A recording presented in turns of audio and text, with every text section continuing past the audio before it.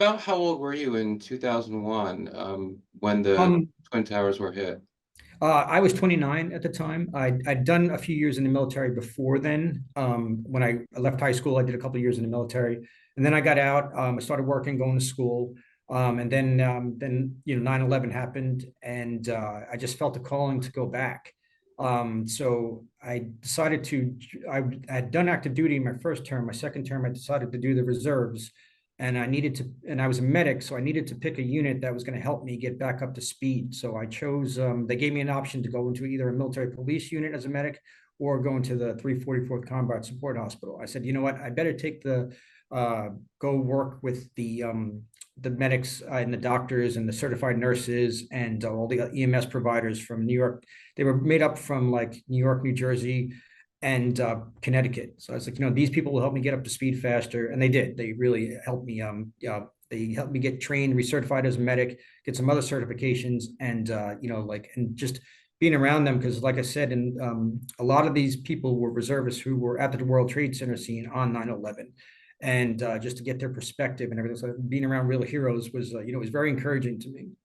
So the folks you're serving with in this reserve outfit, the 344th, a lot of them in their civilian work, they've been responders to 9/11 as part of their civilian work. Right. They were fire department in New York, the New York City Police Department. They were yeah, New York EMS, and then a lot of them, even the doctors who they were working the emergency rooms in the cities that New York City that day. So they got to experience a lot of uh, the patients that came in. Right. How much time was there between 9/11 and you, I'm assuming, going to the recruiter's office and saying, I want to, come back in the reserves? It was I re-enlisted in about 2003. It was like the day of the Iraq war had started.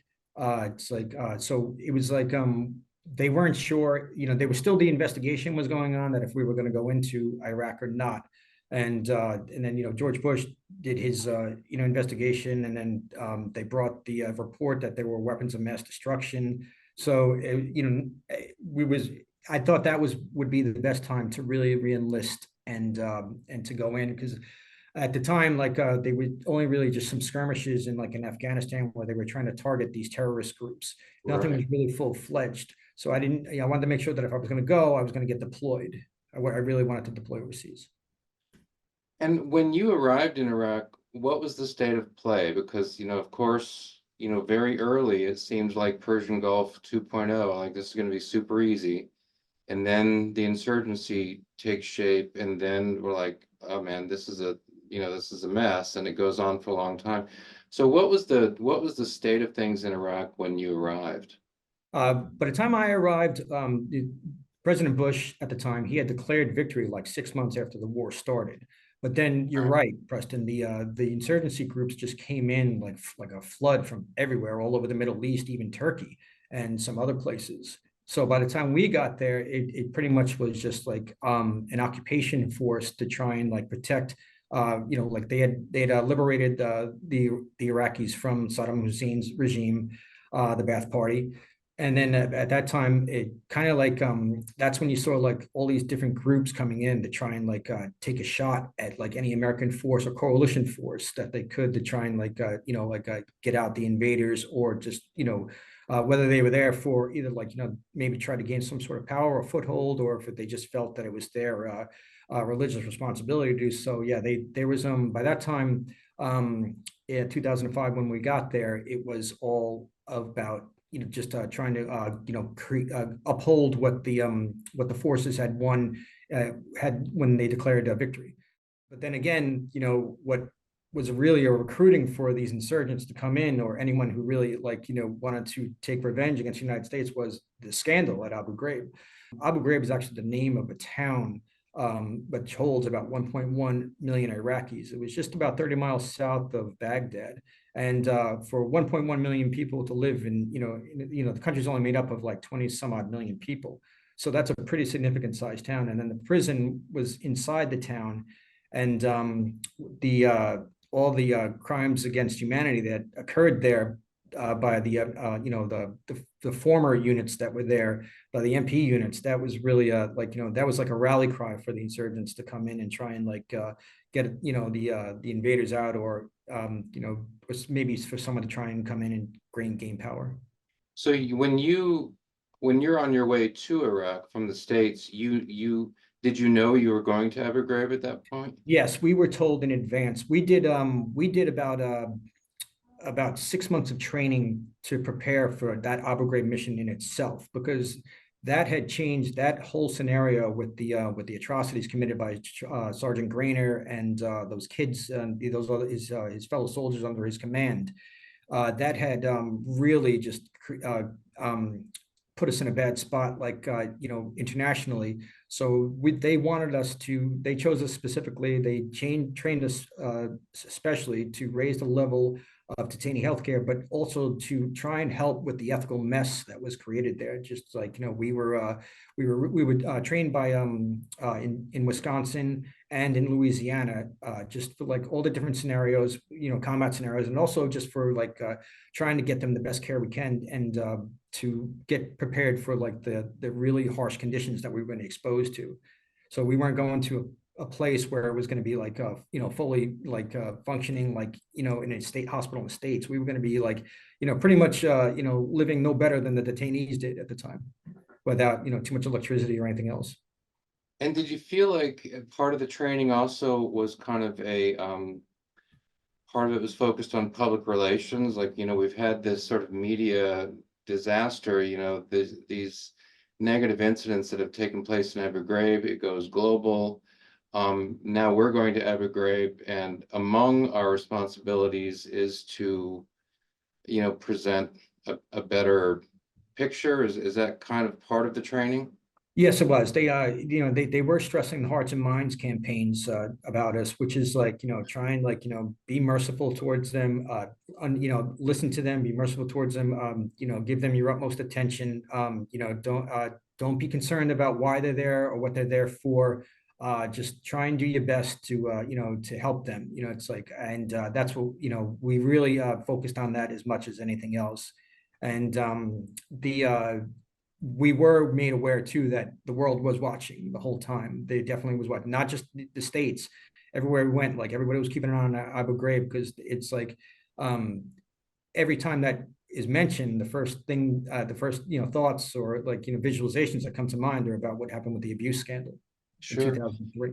Now, I've talked to a doctor who was who served at Abu Ghraib very briefly, and he was thankful that he served there very briefly and went to another hospital with detainees.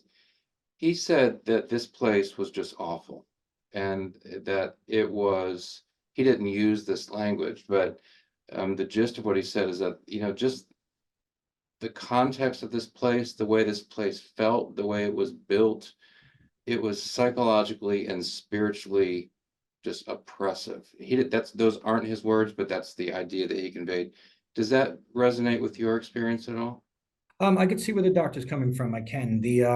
Uh, when that prison was built for Saddam Hussein's political prisoners, and a lot of the buildings were meant as to torture and to really just put a psychological effect on the community itself and throughout all Iraq.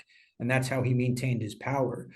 So I guess maybe that spirit still, even though we came in afterwards, a lot of the buildings still weren't up to really good standards, or it wasn't really great living conditions.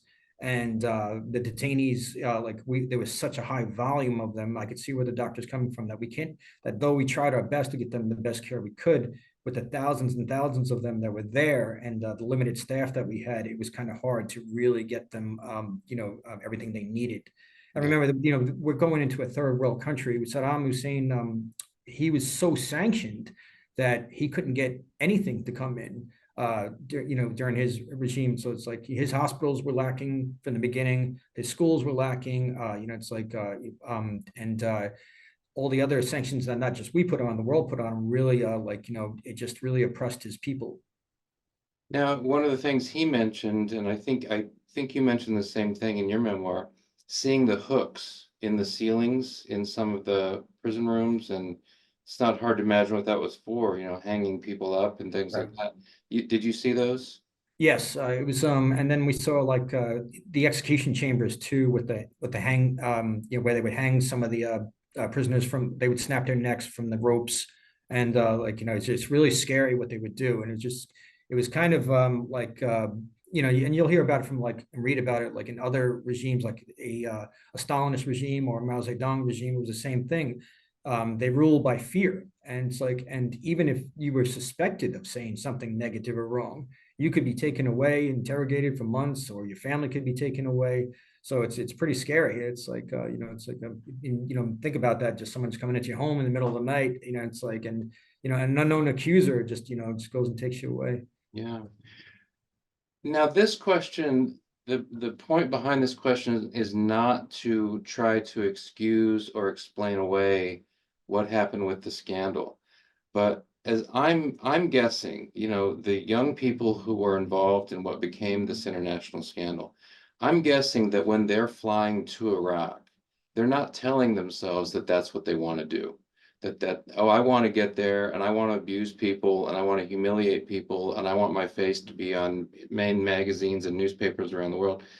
And I'm thinking, something happened to these young people. So now we're just talking just human psychology and how people that we interact with daily in one context and they seem fine, in a different context can do things that seem, hard, difficult to understand.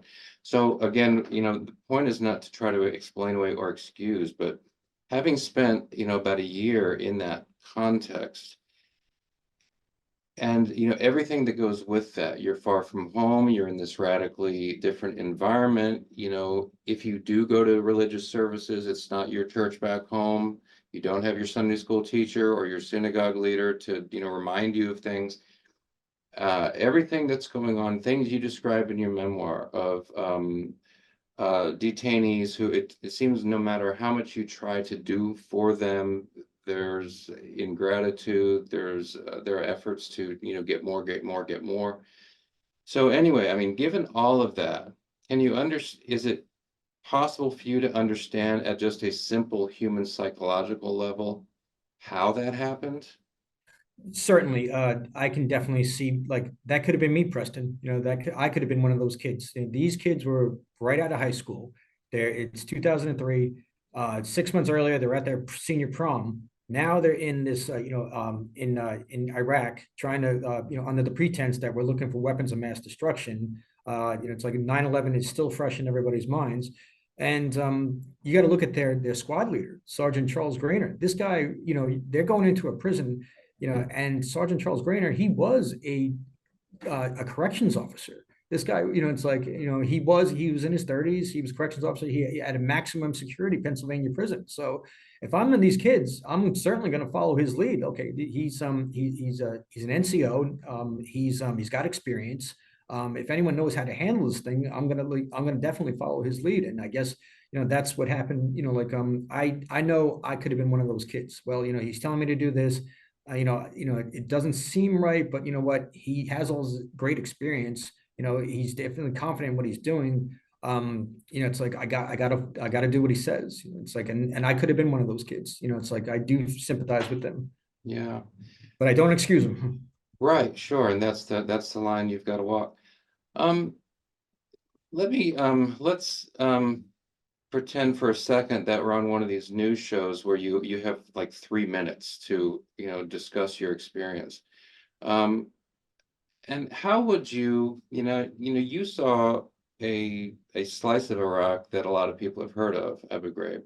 But the parts of Iraq you saw a very small part of Iraq. You saw a very small part of the total operation that was Operation Iraqi Freedom. But what words would you use to describe the situation you saw in Iraq throughout that tour? Was it a full year that you did? Yes. So throughout that year, just what would be your thumbnail description of what you saw in Iraq in that year?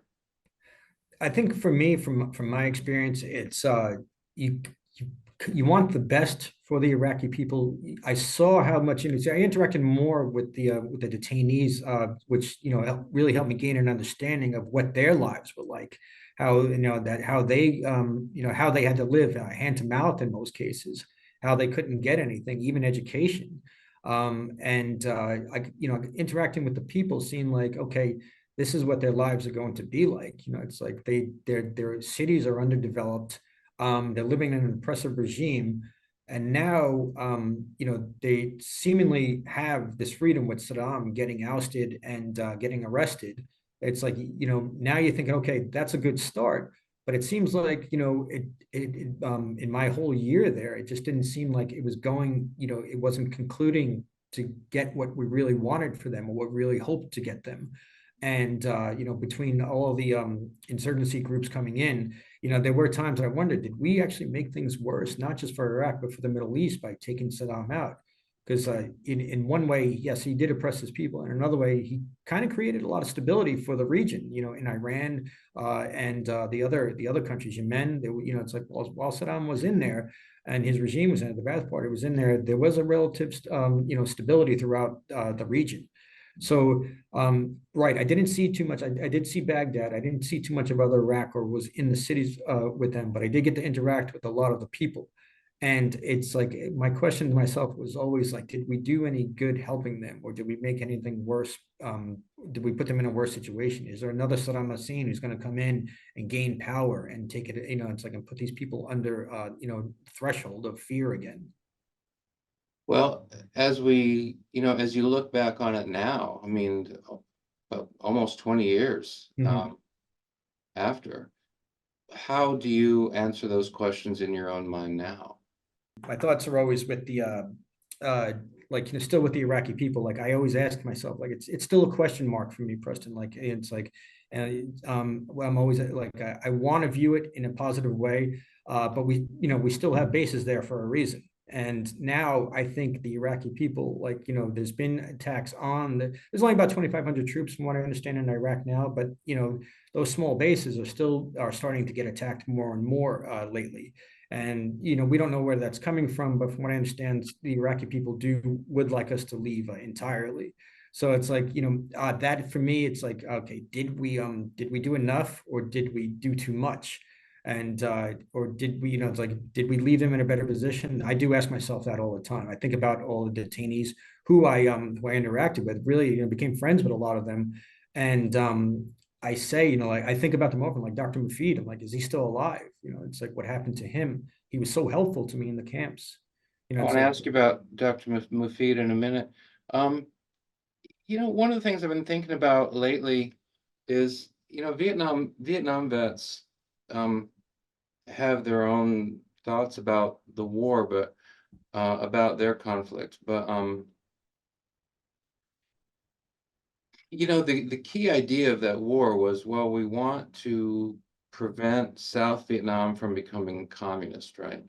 right. And now there are a lot of reasons why that didn't succeed. But there was a goal, and the goal was real, because when the US does pull out, South Vietnam falls and it does become communist. So, that wasn't just fabricated. I mean, the issue of communism was real, it was there. Um, one of the things I wonder about Iraq vets is that it sometimes feels like they don't even have that. I mean, like Vietnam vets can say, well, you know, you know, the reason we were given for going to Vietnam was real. Communism was a real thing. And South Vietnam, when the project failed, did become communist. So that was real. Um, I get the feeling as I talk to Iraq vets, one of the things Iraq vets deal with is like, why were we even there? We don't even know. I mean, why did we even go there? Um, and 20 years later, it's like they still don't know the answer. Like, what was the point of all of that? Now, does that resonate at all with your own thinking? Yes, it does, Preston. Like I see, it feels inconclusive to me every day. Like, it's like, what did we accomplish there? And at the aside from getting, Saddam Hussein out, but we know that George Bush had given us a sold us a bad bill of goods, saying that there were weapons of mass destruction in there, and he was thoroughly warned that there weren't before he went in. Before they went in, they were warned that there are. It's like, so. I think it does, like with the Vietnam, with us too. It's like the difference between, like, in Vietnam, they were drafted. Most of those kids, most of the Vietnam veterans were drafted. You look at our situation, we were all volunteers. Nobody was there unless they volunteered for it, signed up for it, knew what they were getting into. But still, at the same time, it's like, yes, every Iraq war vet I talk to says the same thing. Yeah, it just feels totally inconclusive. Like we were like, I haven't really met anyone who looks too favorably upon President Bush and Dick Cheney and all these other people who like promoted that there were weapons of mass destruction in Iraq. So it's like, the years following, it created such a power vacuum. So yeah, it's really disappointing and just very discouraging. And I come to I would love to come to a conclusion that, like, what we did there was like, we did some real good stuff over there, but it's hard to get to that. Wow.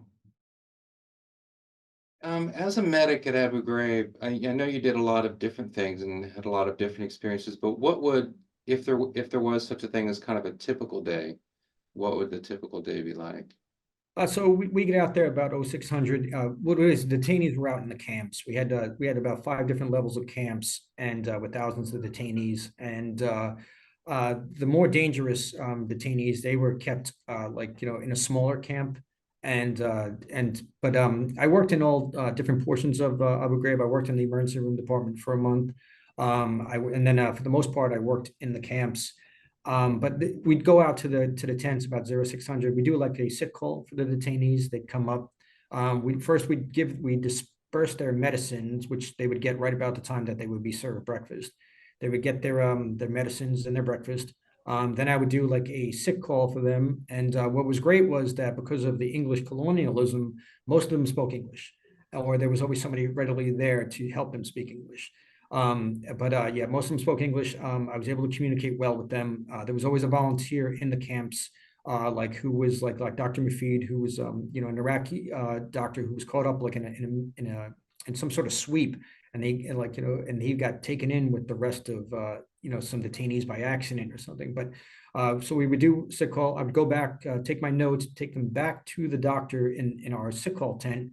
Doctor would review my notes. If he needed to see a detainee, he would have the MPs bring the detainee down to our tent.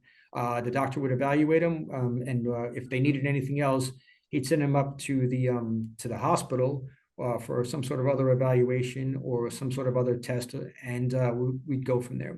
We actually were able to still accomplish a lot in the detainee camps by itself, even blood draws or IVs or anything else. Diabetes was a big problem over there. And there were several detainees who practically every morning had to be diluted, with some sort of intravenous fluid because the sugar was so high. We test them for sugar and everything else like that. And then later on in the day, like about 8 hours later, we'd go give them their second round of medications. And then maybe do like an abbreviated sick call if somebody needed anything if an emergency came up. And then that would be like the end of it. So it was kind of like a pretty much 12 to 14 hour work day. And then we were off duty after that. And Wow. then we would go back to our quarters. And so you mentioned Dr. Mafid. So what is his story? He was an Iraqi who, as part of a sweep, got swept up as soldiers or Marines were looking for insurgents or something. Right, because in the town of Abu Ghraib, that's where a lot of insurgencies were operating out of, not just on the prison, trying to attack the prison. They would try to go through there like as a center point to go like attack forces like in Baghdad or in some other areas. So the Marines and our coalition forces would do like sweeps to try and like clear areas of IEDs or like any other insurgent group attacking. So sometimes when an attack would go off, it's like they would like pretty much just like lock down the area and just like pretty much arrest anybody who's in the area, just just in case, because it was kind of hard to tell who the enemy combatant was. And unfortunately, a lot of the prisoners and detainees at Abu Ghraib were unfortunately just a civilian in the wrong place at the wrong time and just got caught up. And what was worse is that the average stay at Abu Ghraib, even for these guys who were innocent, was like 6 months. They had to wait to go 6 months to be put before a tribunal and before they could get released back. And Dr. Mafid was one of these. Yeah, I'm certain he was so helpful and such a caring man, and so he would tell me about his family and everything else like that. And he was kind of young too, but he was really like he would come to me, he would give me his evaluation of, because they would come to him at the nighttime, the detainees with their troubles. He'd come to me, he'd tell me what they needed. I'd bring it to our doctors, we'd get them evaluated, and he was spot on. He knew exactly what they needed. One of the challenges with these insurgent wars is, you don't know who the enemy is because they don't wear uniforms, and so this happens, right? Folks Yeah. get swept up who were who were in an area and therefore are under suspicion. But one of the challenges, of course, is in the process of detaining them, you may actually be creating more future insurgents. Did you ever, did that thought ever go through your mind? Yes, I could see that. I did kind of see that happening. Like there were, sometimes, when you could tell that there were some people who were very hostile towards the United States and hostile towards our policies and hostile that they were there, and they would get angry about they would try to fire up the other detainees and everything else like that too, about and try to do some recruiting for them too, to maybe attack an MP, or or try to escape, or or maybe try to do plan something else when they got out. So yeah, that was, we did see, but for the most part, the detainees were pretty respectful. They were very cooperative. And I guess it's just like every other prison in any other place. It's like, you're gonna most of them are very cooperative, and they just want to do what they can to get through the day without any trouble. But then you have some who just always want to cause trouble, but they're like the minority. Yeah. Um, so I've talked to a doctor, the same doctor who spent a little time at Abu Ghraib, and he talks about, he's doing emergency work on Americans who are wounded, and then an hour later he might be working on an insurgent who, was wounded as a result of a firefight. And he said in his mind he didn't make any distinctions, he's just there to be a doctor. Talked to a soldier, Marine, believe he was a major at the time. They get into a firefight in Fallujah. Some of his guys are wounded, they're in the hospital. Some of the insurgents are wounded, they're in the same hospital. And he gets into an argument with a nurse asking, why are you taking care of these insurgents? They just tried to kill my Marines, an hour ago. And his attitude at that moment, and he understood later, but his attitude at that moment was, wait a second, we were trying to kill these guys an hour ago. Now these medical people are busting their chops trying to, keep them alive. In that context, it didn't make sense to this Marine officer. And what I pick up from you is that in your memoir is that there were some moments you saw and experienced things, maybe with particular detainees, where you're kind of thinking, why are we helping these people? Do I have that right, or Yeah, you've got that right, Preston. I had the same emotions as that Marine officer. I can understand that, and especially I do remember being in the ER, that short stint that I worked in the ER. They did bring in an American soldier who did not make it. His body was in really bad shape, and then just a few feet away, there was the insurgents who attacked him. And there they were getting care, and it was easy to see that they were going to make it. So I can understand the emotions of the of that officer, and I could see it from both sides. It can get you angry, but we always tried to remember our training and remember our duties and remember our faith too. That it's like no matter what, we have to render care for them. It's international law, it's military law, regardless of our feelings. But I do totally understand it. It was very frustrating for at times to think about it, especially when you think about that this poor man who I just saw pass, this poor soldier, his family's just not even fully aware that he's gone. And and you think about his family, it's like, and it can get very depressing. So, and then there you go, taking care of the other now these other detainees, you're going to see them in the camps every day who just took this young man's life. Oh, well, yeah, that's gonna be hard.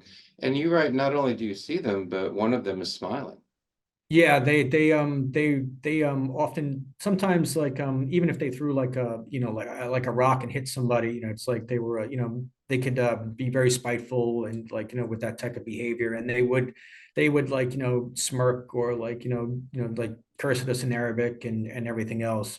Yeah, it that was very tough for them. I do remember that too, like how they would be like very smug and I know that they're going to go back into the camps and they're going to brag how they just took an American soldier's life, and they're going to brag about how like other lives that they may have taken, and so it can be very frustrating.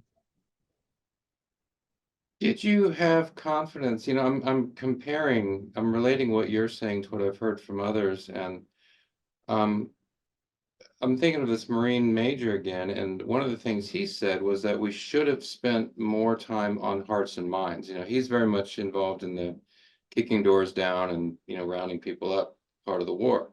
He says we should have spent much, much more time on the hearts and minds.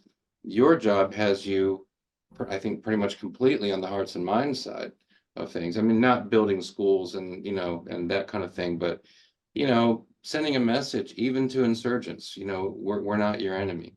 Um, so what's your response to the major who says, maybe Iraq, maybe that would have gone better if we'd spent more time on hearts and minds? As a person who spent a lot of time on that hearts and minds side, what do you think about that? I can agree with the major. I would love to have seen more more schools built or more hospitals built or just and more medicine brought in and everything else like that too. The It's like a lot of these guys who came, the insurgents who came to fight against the United States, they had come from great distances. So it's like, so for I don't think any type of charity or goodwill, it was going to change their hearts or minds. It's like with the distance that they would travel, it's like they would come across these burning deserts with just as little as a clothes on their back to try and fall into some sort of insurgency group to take up arms against the coalition. These probably were kids who were brought up hating the United States, indoctrinated to hate the United States. And it's like, but yeah, I would love to have seen more done on the hearts and minds. But there has to be a balance too, Preston. It's like we could build schools, but then if an insurgency group comes along and destroys the school, that's going to be, that's, what is that saying? And it's a lot of propaganda on their side too, on the insurgency side.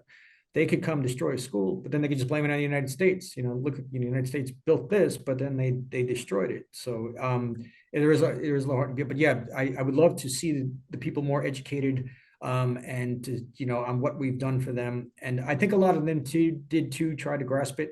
I did see a lot of gratitude from a lot of the detainees, and there probably was a lot of gratitude outside of the camps as well, and in the Iraqi towns as well. Yeah. Well, you mentioned, I think insurgents coming from Turkey. Um, do you have recollections of other places insurgents came from? Iraq kind of becomes this rallying point for folks who want to fight the United States. And so you mentioned some came from Turkey. Any recollections of other countries they came from? There were several that came from Iran because they speak a different. They didn't speak Arabic. They Right, spoke some Persian. sort of right, and so it was hard to find a translator for them. There were several of them. Yemen. There were some from Yemen, and there were some from other different places, and you could tell like some came from Saudi Arabia too, and you could tell like with the ones who came from Saudi Arabia, they were a lot. They their teeth were a lot nicer. You could tell that they were well more nutrition. It's like Saudi's a pretty wealthy country, and they do a lot of profit sharing with their citizens. And you could just you seen like, and they were very well educated too. So it's like but Saudi Arabia, we saw some come from there, and they kind of stood out from the rest of those who did speak Arabic. What is the story of the 12-year-old? Uh, yeah, we used to call him Damien. That was our nickname for him. He was, just he had two confirmed kills, as far as we remember. He was just there was a convoy that was passing overhead on the and he just waited and waited, and he just like because they we would see a lot of kids on the road waving to us or citizens waving to us as they passed by, but that's what the insurgents wanted, is like they wanted to kind of blend in with them, And he was probably just told, here, go, here's a grenade, go drop it in, once they get over the bridge, drop it in the thing. He took out two American soldiers. He was caught for it, but he was very combative, that kid. It's like this kid, it was like he was probably he was more combative than any adult than in the camp combined. And always spitting at us, throwing rocks at us. It's like he wouldn't cooperate. The more we tried to help this kid, the more the worse he got. And I don't know what became of him. And but yeah, it's like he was, but he's just a child. It's like he was, he had to be brought up just like this. It's like no one's born with that hate. It has to be taught. One of your translators is named Ali, is that right? Yeah, he was he also would do his paintings too. And it's like, yeah, it's yeah, Ali was Ali was just and sad to say, he was one of many translators, from all over Iraq at the time, who were trying to help the United States with the Hearts and Minds campaign, trying to help bridge the gap. And he was a gentleman, always working, always trying to help everybody, not just the Americans. He was trying to help his fellow detainees out. Well, no, I'm sorry. He was trying to help his fellow citizens out. And it's sad, like they would leave the port of entry of Abu Ghraib, go home, and then it's like the insurgents would wait for them. It's like, and they would like either massacre him or his family or somebody else close to him, just for helping the United States. So he was an Iraqi who came on the base, helped with translation, Right, also made paintings that he right, sold. right. Um, and he was killed by the insurgents. Yeah, he was just one of like several, like, that I heard of too. Like I met Ali, I remember him. And he would go and do his work day, like 12-hour work day. He would have his he would have his flak vest and his helmet on while he was inside the base. And he had clearance, security, because they do a clearance, like a background check on a lot of detainees. I mean, I'm sorry, a lot of citizens who come in who want to work for the United States and help bridge the gap. So he was getting paid. He was, doing a great service for his government and our government, and our coalition forces, and very helpful. And he just went home, and the insurgents waited for him, and they massacred him. How did the war come to Abu Ghraib? Your particular job is not a combat job, but if I understand right, I mean, you did have incoming and things. Mhm. Practically every day, some sort of mortar would come in, and they were terrible shots. That's just insurgents too. They would just try and they would shoot something into the confines of our area, hoping that it would just like maybe hit an American. It's like, and sometimes it would just totally miss the mark, sail over our base, and sometimes it would land inside the base and not doing any damage. But I didn't see any real like real heavy damage done by any of that. It was just it was just like pot luck for them. They're hoping that. And the saddest part was that they didn't care if they hit one of their own. As long as there was a chance that it would take out an American. That's all they cared about. They would try to, like, the heavier mortars that would come in. If it killed like 60 or 70 of their fellow detainees, they'd have no conscience about it. That was the even worse thing. It's like it just any chance they could get to try and like hit a coalition force soldier, that's all they cared about. Yeah. One of the things you write is that you were wanting to go out with Marines on a patrol, I think it was. And after some time of trying to make this happen, the officer with the final decision said, if you wanted to go out with the Marines, you should have joined the Marines or become a Navy corpsman or something like that. And so he doesn't let you do that. And then at the end of your memoir, you bring that up again and say, that one of the things that still bothered you, at least at the time you finished your memoir, was that that officer did not let you go out with the Marines on patrol. So why did you want to go out on patrol with the Marines? Well, I'd spoken to the several of the corpsmen, and they were saying to us, look, we're kind of overwhelmed. It's like one or two corpsmen for like a whole battalion of Marines. And we were certified, my fellow medics and I were certified in the same way that the corpsmen were certified in. And we wanted to it really was just to lend a hand. Plus my dad was a Marine too, Preston. So I wanted to be able to share that story with him. But yeah, it was just I do regret not being able to go out with them and then to get in more into the cities too, and just to see more of Iraq. That's kind of what I wanted to. It's like it was really just to be a help to the Marine Corps and just to the overall mission as well. You write that the coalition ended up decimating what it hoped to save. What did you mean by that? Well, it's just the inconclusiveness, Preston. It's like that we felt. It's like, okay, we came in, we wanted to just take away the stigma of Abu Ghraib, and then we wanted to it's like for we came in on the false pretenses too. So it's like it's just between all the insurgency groups coming in, and it still seems like there's just a big power vacuum in Iraq. It just seems so unstable that like it could fall at any time and fall into the wrong hands. And it just, everything we did, as hard as we worked, I want to feel positive about it. I know I did my best to help, even though I'm human and I make mistakes. And sometimes I could be a burden myself to my fellow soldiers and to the detainees with, how, it's like just having a bad day or just with, but I just, I really don't see that we did, a lot of, I think we did more harm than good over there. Did you ever, it's hard to maybe capture how you felt at that time, since we're looking back on it, but in your year there, did you ever feel at that time when you were there that maybe this can work out? Maybe because President Bush, of course, early on, the emphasis is on weapons of mass destruction and getting rid of Saddam Hussein because of the threat that he presented. That was the primary rationale. And then, there's the follow-up rationale, which is, well, yeah, I guess it was there at the beginning too.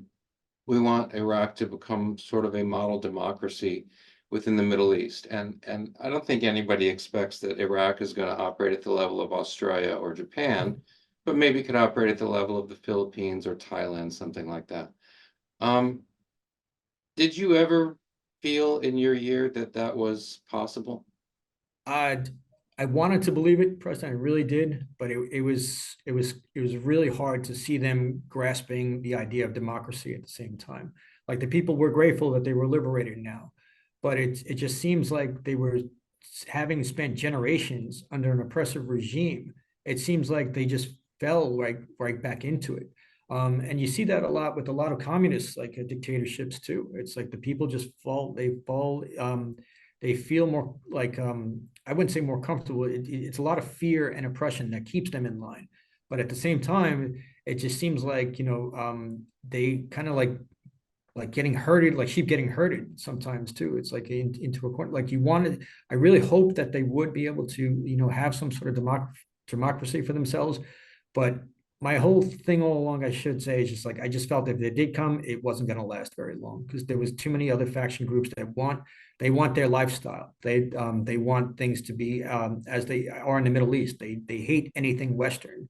But even though they're grateful for the freedoms that we gave them, they still want things to be as they were before, with their lifestyle and culture and everything else. So I was always hopeful, but I never really saw it panning out that way. That if democracy did come, I don't see it lasting too long. That then some other group would try and come in and usurp that and get things back to where they were. How does the Iraq War, live with you now? Is it something that in one way or another passes through your mind every day, once a week, every once in a while? I do think about it a lot, Preston. Like I'm grateful that I'm living, I'm walking, I'm breathing on my own. It's like I have a lot of valuable experience that I could share with people. I do I do think and pray for my fellow veterans every day. It's always there in the back of my mind. It's like what I do, and I try to just work very hard because people do know me as a veteran, so I try to work very hard at work to uphold that standard of like he's an Army veteran. It's like he's got a good work ethic. He's got good leadership qualities. But yeah, I often do. I think often of my fellow veterans. Are there things, certain sounds, certain smells, certain sights that will kind of just bring Iraq back to your mind, and not in the sense of any kind of dramatic flashback, but just vets say if there's a certain smell, of course, Vietnam vets will say the sound of a helicopter will immediately bring Vietnam to their mind. Is there anything like that for you? A certain smell, sight, sound that will kind of just bring Iraq to your mind? Well, sometimes I do, because I work outdoors and I do a lot of landscaping stuff, and like sometimes when the dust is coming up from the from from using the backpack blower after I'm done like doing an area, and the dust is in the air and it's kind of settles into onto my skin and like it gets in my nose. I'm like, that's what makes me think of Iraq. And so, and then I think like on a really hazy, hot and humid day, when I get into my car when it's been sitting in the sun all day and I turn my car on and you immediately sweat, I say, wow, it's still not as hot as Iraq.